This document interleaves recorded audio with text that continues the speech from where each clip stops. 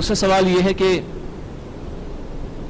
Doctor صاحب آپ نے ذکر کیا گزشتہ ایک صدی قبل یا گزشتہ صدی کے چند مجددین کے حوالے سے یا ان لوگوں کے حوالے سے کہ جنہوں نے دین کو غالب کرنے کے حوالے سے ذکر کیا، کیا ماضی قریب میں کوئی ایسی کوششیں ہوئیں؟ کسی کا آپ نے ذکر نہیں کیا. اور پھر سوال یہ ہے کہ طالبان کی حکومت کو اس حوالے سے آپ کس انداز سے دیکھتے ہیں؟ یہ جو میں نے ان کا ذکر کیا یہ ماضی قریب ہی ہے نا. ابھی 20ویں صدی ختم ہوئی کتنے دن ہوئے ہیں؟ جمعہ 8 دن 7 برس ابھی ہوئے ہیں. اور یہ 20ویں صدی کے نصف آخر میں یہ تحریکیں شروع ہوئی ہیں، جس میں کہ مسجوبی پارٹی تھی، جماعت اسلامی، اور پھر اخوان المسلمون، ایران میں فدائیین تھے، اور عباد الرحمن تھے لبنان کے اندر، وغیرہ وغیرہ. اور ان سب کے پیش نظر یہی تھا کہ یہاں پہ دین کو نظام کی حیثیت سے قائم کریں. لیکن ایک تو میں نے کہا کہ غلطی انہوں نے یہ کی کہ یہ در حقیقت ایمان یقین والا ایمان پیدا کیے بغیر جو ہے یہ کام نہیں ہو سکتا. اور دوسرے یہ کہ انہوں نے طریقے وہ اختیار کر لیے کہ جو حضور کی سیرت سے نہیں تھے. لیکن اس کے باوجود ان تحریکوں نے بہت سی اویئرنیس پیدا کر دی ہے، اور بہت سے لوگوں کے اندر اب یہ بات موجود ہے کہ اسلام جو ہے وہ دین ہے، وہ صرف مذہب نہیں ہے. اسی لیے ویسٹ گھبرا رہا ہے. اب دیکھیے کیا انہیں تشویش ہو گئی ہے. انہیں معلوم ہے کہ مسلمانوں کے اندر یہ آگ بجھی ہوئی، جان آگ دبی ہوئی سمجھ ان کے اندر چنگاری ہے. جیسے اقبال نے ابلیس کی وجہ سے شورا میں ابلیس سے کہلوایا ہے، جب اس کے مشیروں نے کہا یہ جمہوریت کا دور آ گیا، ہماری ابلیسیت تو ختم ہو جائے گی، یہ اشتراکیت آ گئی، ہماری ابلیسیت تو ختم. اس نے کہا نہ اس سے ابلیسیت ختم ہوگی نہ اس سے ہوگی. ہاں ہے خطر کوئی اگر مجھ کو تو اس امت سے ہے، اس کی خاکستر میں ہے اب تک شرار آرزو.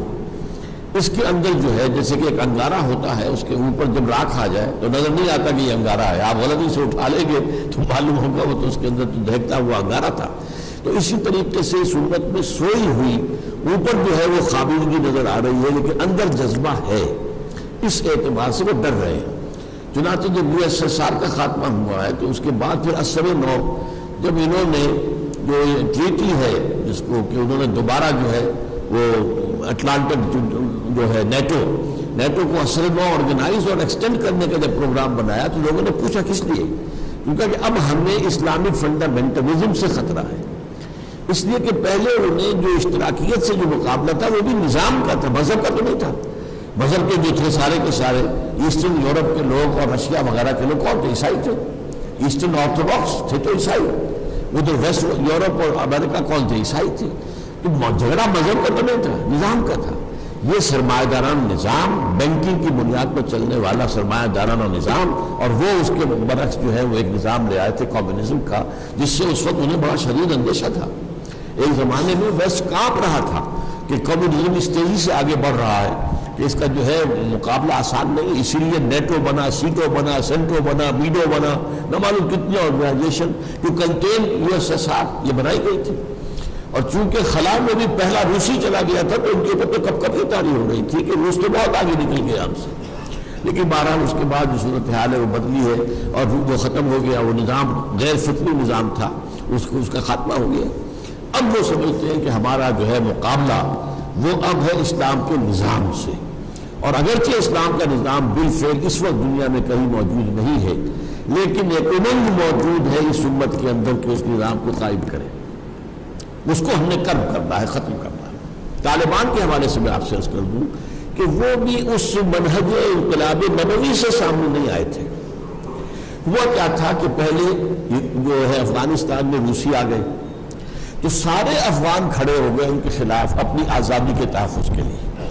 اسے کہا گیا جہاد فی سبیل اللہ. میں نے اس وقت یہ کہا تھا یہ جہاد فی سبیل اللہ نہیں ہے، جہاد فی سبیل الحریت ہے، اپنی آزادی کے تحفظ کے لیے جہاد. اور یہ جہاد جائز ہے اور اس میں جو جان دے گا وہ بھی شہید ہوگا. لیکن جہاد فی سبیل اللہ بالکل اور ہوتا ہے. اس کا پروسیس وہ ہے جو میں نے بیان کیا. پہلے ایمان یقین والا پیدا کیا، پھر جماعت پیدا کی جائے، اس کے کادرز ہو، اس کی قیادت ہو، اس سے بیعت ہو، اور ان کا تزکیہ ہو، ان کی تربیت ہو. تو اس حوالے سے لیکن یہ جب چلا گیا روسی چلے گئے تو وہ آپس میں لڑ پڑے. اس سے ثابت ہو گیا یہ جہاد فی سبیل اللہ نہیں تھا. جہاد فی سبیل اللہ تو فساد کے اندر تبدیل نہیں ہو سکتا تھا. لہذا اس کے بعد یہ ہے کہ جب پورے ملک سے امن و امان رخصت ہو گیا تو یہ ملا عمر کھڑے ہو گئے، انہوں نے ہمت کی تو سب لوگوں نے ان کی تائید کر دی. اس میں نہ انہیں جماعت بنانے کا موقع ملا، نہ ان کی کوئی تربیت اور تزکیے کی کوئی تو نوبت آئی، نہ ان کے کوئی کارڈرز معین تھے. انہیں تو یوں سمجھیے کہ ان کی جھولی کے اندر حکومت آ پڑی، اور ان کو خود سپورٹ امریکہ نے کیا، بے نظیر کی حکومت نے سپورٹ کیا، ہمارے ہاں سے فوج نے سپورٹ کیا انہیں. لیکن یہ تو ظاہر بات ہے کہ اس کے بعد جب انہوں نے دیکھا، ان کا خیال تھا یہ مولوی ملاٹے ہیں، یہ تو ٹریڈیشنسٹ ہیں، فنڈامنٹلسٹ نہیں ہیں. جبکہ وہ جو تھا حکمت یار فنڈامنٹلسٹ تھا، اسی طریقے سے احمد شاہ مسعود فنڈامنٹلسٹ تھا، ربانی فنڈامنٹلسٹ تھے. یہ لوگ تو وہ تھے جو جدید تعلیم یافتہ تھے اور اسلام کا ایک نظام سمجھتے تھے. یہ مولوی ملاٹے انہوں نے سمجھا ان کا تو تصور وہ ہے نہیں، تو جیسے یہ سعودی عرب ہماری جیب میں پڑا ہوا یہ بھی پڑے رہیں گے. لیکن وہاں معاملہ کچھ اور ہو گیا، انہوں نے اسلامی سزائیں نافذ کر دی اور پورے ملک میں امن ہو گیا. اب انہیں خوف ہوا کہ یہ نظام اگر کہیں چل گیا تو ہمارا نظام تو رہ جائے گا اور پوری دنیا اس کو قبول کر لے گی. تب انہوں نے پھر اس کو ختم کیا. تو یہ صورتحال ہے. چونکہ وہ ابھی منہج انقلاب نبوی سے ہو کر نہیں آئے تھے، لہذا پھر وہ اس کو رجسٹ نہیں کر پائے.